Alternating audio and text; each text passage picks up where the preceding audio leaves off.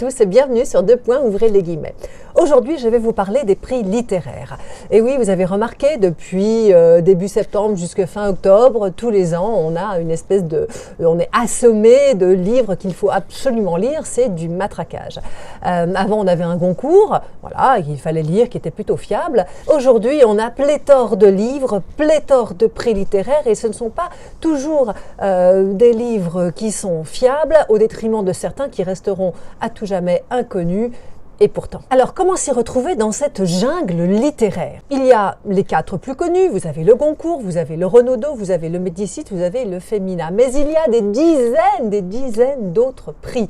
Alors, comment s'y retrouver? Il faut savoir que c'est un véritable business indispensable au marché du livre. Cette année, par exemple, il y a eu 570 sorties de livres uniquement pour les auteurs français. Vous imaginez, pauvres lecteurs que nous sommes, il faut que nous soyons guidés, il faut que nous soyons, bien évidemment, influencés, sinon ce ne serait pas drôle. Or, les prix littéraires majeurs, il y a plein d'autres prix qui sont nés et qui ont été créés par des entreprises. Alors des entreprises de médias telles que RTL, France Télévisions, France Inter, mais aussi des entreprises aussi telles que la Fnac, évidemment, SNCF, Orange, SNCF, Système U, Leclerc, enfin vous voyez, donc il y a énormément de prix.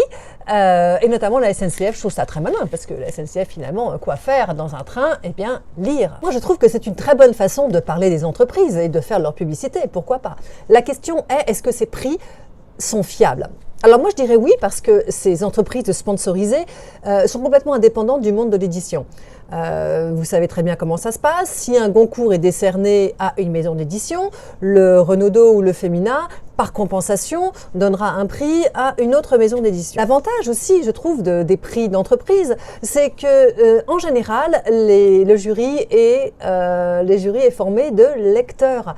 Et évidemment, on a de ce fait une lecture qui nous ressemble, et ce n'est pas fait par des critiques littéraires ou par des auteurs qui seront peut-être beaucoup plus exigeants ou en tout cas compliqués. Et pour certains prix littéraires d'entreprise, c'est souvent le lecteur qui décide du prix. Et pour moi, c'est toute la force du prix.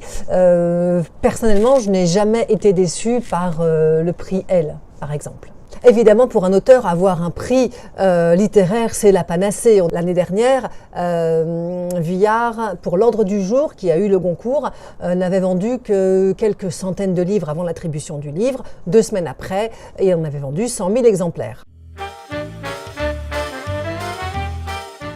Alors, le prix Goncourt, c'était Nicolas Mathieu, leurs enfants après eux chez Actes Sud. C'est une fresque politique et sociale. On suit 4 jeunes, 4 destins. Le protagoniste s'appelle Anthony et on va les suivre entre 14, 16, 18 et 20 ans. C'est un très beau livre, j'ai beaucoup aimé l'écriture, c'est fluide, on s'attache au personnage. Le prix Renaudot a été décerné à Valérie Manteau pour Le Sillon aux éditions Le Tripode. Donc c'est l'histoire d'une jeune femme qui va rejoindre son amant en Turquie et elle va s'intéresser de très près à l'assassinat d'un journaliste arménien en Turquie. Le prix Femina, comme vous le savez, a été décerné à Philippe Lançon pour le Lambeau chez Gallimard. Bon, est-ce que ça valait le coup de donner un prix à quelqu'un qui était déjà aussi connu et qui avait déjà autant de reconnaissance pour un livre?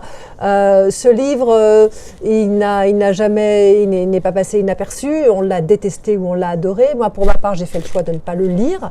Je n'avais pas du tout envie d'entrer dans cette atmosphère. Bon, voilà. Est-ce qu'il ne fallait pas laisser de la place à quelqu'un de moins connu et puis de tout aussi talentueux? Et il y a eu aussi le prix Médicis qui a été décerné à Pierre Guillotat pour L'Idiotie. Là je suis très sceptique. Moi j'ai essayé, j'ai réessayé et puis j'ai renoncé parce que finalement quand on n'accroche pas, à quoi bon s'accrocher finalement.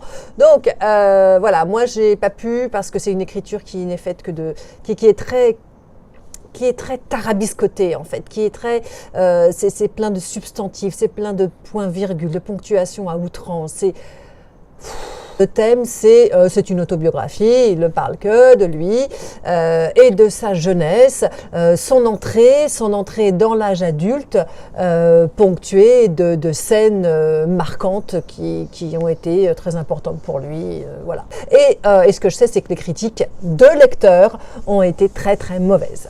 Donc je vous laisse le découvrir, ce livre. Empruntez-le, hein, c'est pas la peine d'acheter un livre à 25 € s'il ne vous plaît pas.